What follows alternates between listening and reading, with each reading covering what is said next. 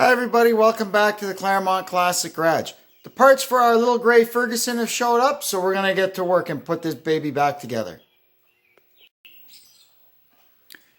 Well, here's a good assortment of stuff. First thing we have to do is get all of this cleaned up. Now I've got everything cleaned up, I can better illustrate the problem. This plate is the front motor plate, and it goes on with the gasket, and it needs to seal up the front of the motor. Problem is, number one main cap, see that? It sticks up proud of the block. So what happens when we put our plate on, see how it rocks? It's rocking on that cap where it sticks out. So we're never going to get it to seal. Well, we wouldn't get it to seal the way they had it with just a flat gasket in it. It's possible that you could load it with silicone in it and it would seal, but I would rather have a flat surface like it's supposed to have. So we've got a few choices here. I have three, I guess. Choice number one, which is the easiest, I'm going to loosen the cap bolts and see if I could tap this thing back a bit, then tighten it down and make sure I still have end play on the crankshaft. Option number two is grab an angle grinder with a flap wheel on it and just take this down a bit on both sides. This side is worse than this side. And option three is to just take this thing right out of here, put the 4-jaw chuck on the lathe, and turn 10 thou off of it. But anyway, I'm going to go the easy route first. I'm going to loosen off this and see if we can get that cap tapped back a little bit. Well, that was easy. Sorry, I couldn't help myself. All right, yeah. So I loosened off the main cap bolts and tapped the cap back, and it went pretty well. It's actually a little below flush now. So what I'm going to do is the plate actually attaches to this too. So I'm going to leave these bolts loose. I'm going to bolt the plate back on with no gasket and then torque this back down. And that should get everything perfectly aligned.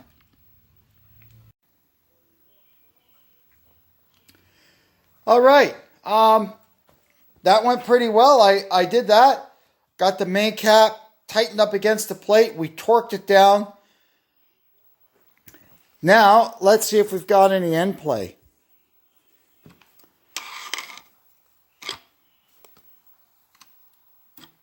Yep, watch that screwdriver. There. So, I'm not sure how much we've got. It feels okay. I'm not going to go ahead and measure it because there's not really much I can do about it if it's not within spec. It never gave me any reason to believe that there was a problem with that, so I'm not worried about it. What we'll do now is go ahead and get the plate back on with its gasket, and then we can put the oil pan on. This guy has to go in now. It's a little bridge that fits across the front main cap and gives the plate and the oil pan something to seal against. Now, what we've got in the ends of it, we've got these two. They're like rubberized cork, little gaskets that go on the end of it. And they're pretty thick, and this thing's kind of a snug fit in there. So I'm not sure how in the world I'm going to get this thing in. But we'll have a go at it and see what happens. I got a couple of ideas. And failing that, it'll get full up with blue goo. I have to say I sucked out and threw in the towel. I packed the ends of this bridge with silicone. It'll be fine. Now what I've done is I've bolted it in there using the front plate to align it again. Now I'm going to run a file across it and make sure there's no high spots that are going to affect the sealing of the oil pan. That's not bad. It was a little high on this side, and we've managed to dress it down. I'll just put a bead of silicone there, and across the back same thing. It didn't really touch the rear main cap. So I definitely have to, this parting line here, I definitely have to put some sealant there. And we'll run a bead across the back here just to make sure that stays sealed. Got the oil pan all cleaned up. I made sure the drain plug tightens because it's pretty common for these to be stripped. It's all good.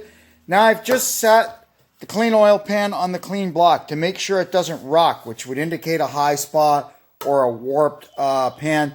But we're good. It sits nicely. So we can go ahead, get our gasket, and bolt this thing on.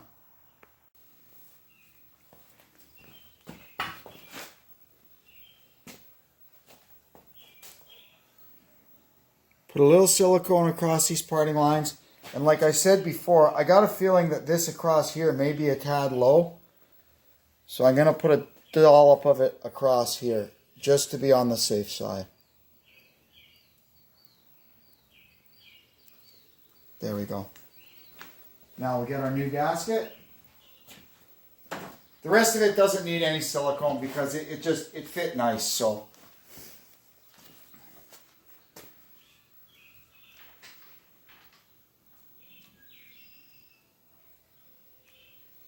get her lined up.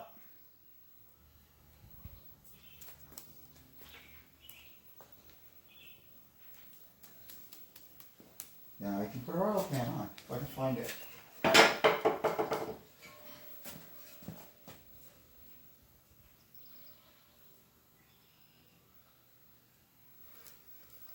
That silicone slippery, look, it just went skating away. Now we can put the oil pickup in, or the pickup screen. So, this part, you can see the hole is offset, that's the bottom. And you gotta just kind of fish it in there and catch it into the pickup tube.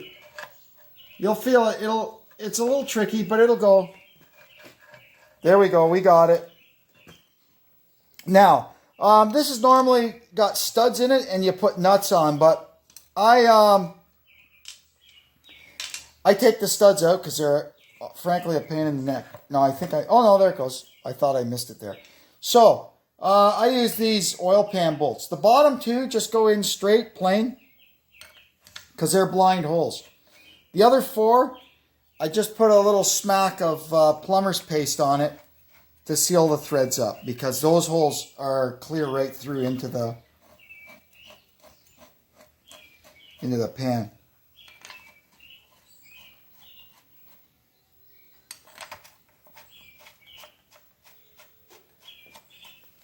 There we go. We can tighten them up.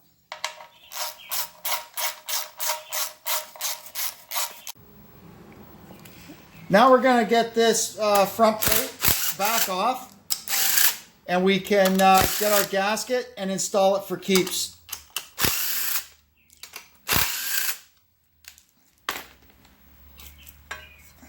Perfect. So we're going to put some sealant down this parting line here, anywhere where there's the potential for oil to come out. And I'm going to put, same like on the back, just in case this is a little bit low, we'll put a little bit across there.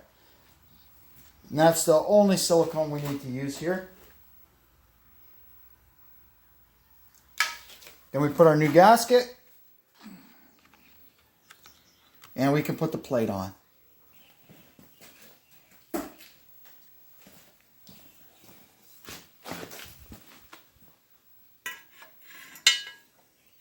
Where's the pin? There it is. So 2 bolts go in there, and then 3 bolts hold the camshaft retainer in, and then the rest of the bolts are through the timing cover. Got our plate on. Now I've gone ahead and put the timing set back on. Our new timing chain seems to have just as much slop in it as the old one, so the gears are probably worn a little bit. But anyway, at least we got a new one in there. Now I'm going to torque these up and then bend the lock tabs over, and then I'll put the governor on. Now I got the weight plate for the governor on, and we'll get these bolts in and tightened up, and then we can put the plunger in. And then I guess we can put our front cover on.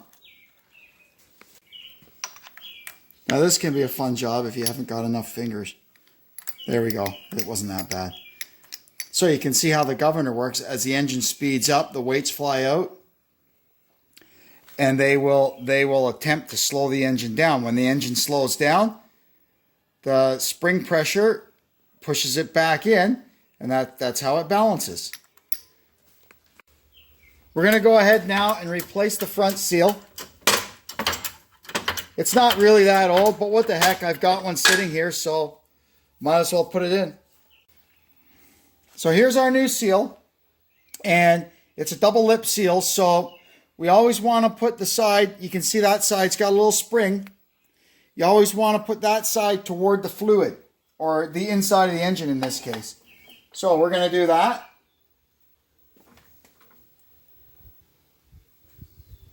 And press it home. This might take a minute. That's better. I put a packer in there. A lot less pumping. And in she goes. That's good. We'll just look at the other side and make sure it's bottomed in the bore.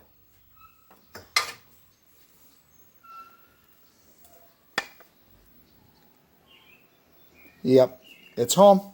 Good.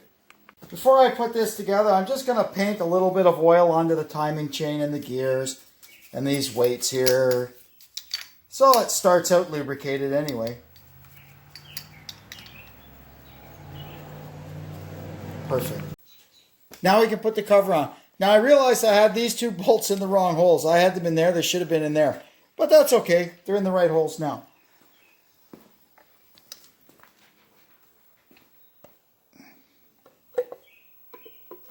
There, we got one dowel lined up. There's another one down there. There it is. Ta-da! Now we can go around and start putting our bolts in.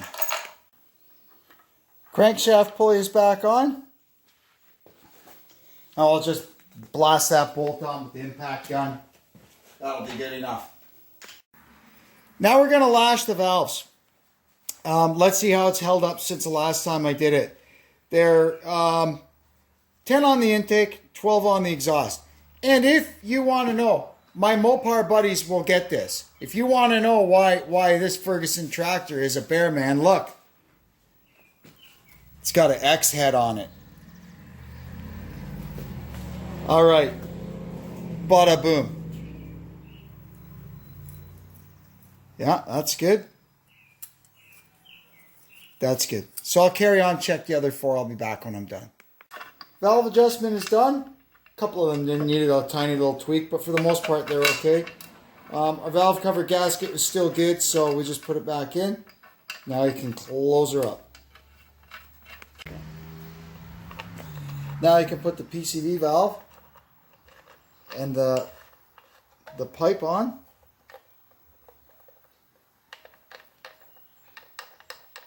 There we go. That thing's been in and out a few times in its life. It's getting a little temperamental. But it's okay. I'll get these tightened up. Then I'm going in for lunch. Then when I come back, we'll get the cherry picker and put the engine back on the tractor. We've got the thing ready to go back on now. Last thing I did before I take it off the stand, I put the oil filter back on. There. And I'll get it off the stand. Now we can put the flywheel and the clutch on. This thing is heavy. I got some guide bolts in it. Let's see if we can get her lined up. There we go. Just like that. So we get these in and then we bend up the tabs on these lock tabs.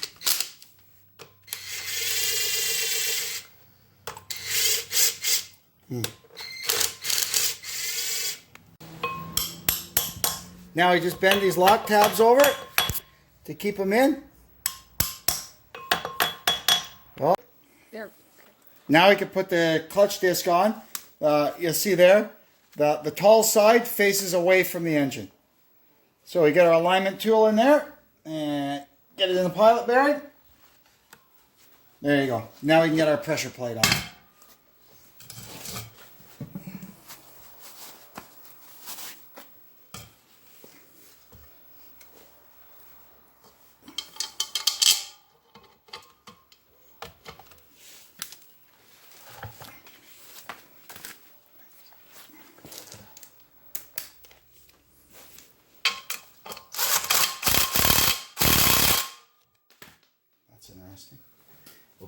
that one.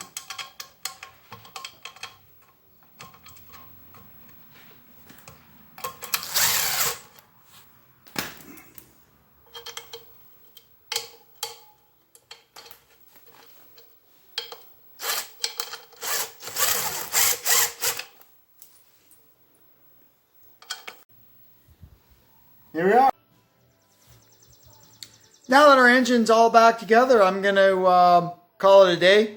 When we come back, we'll get it put back on the tractor, get everything all put back together, including fixing up our cooling system with the new radiator and hoses and stuff.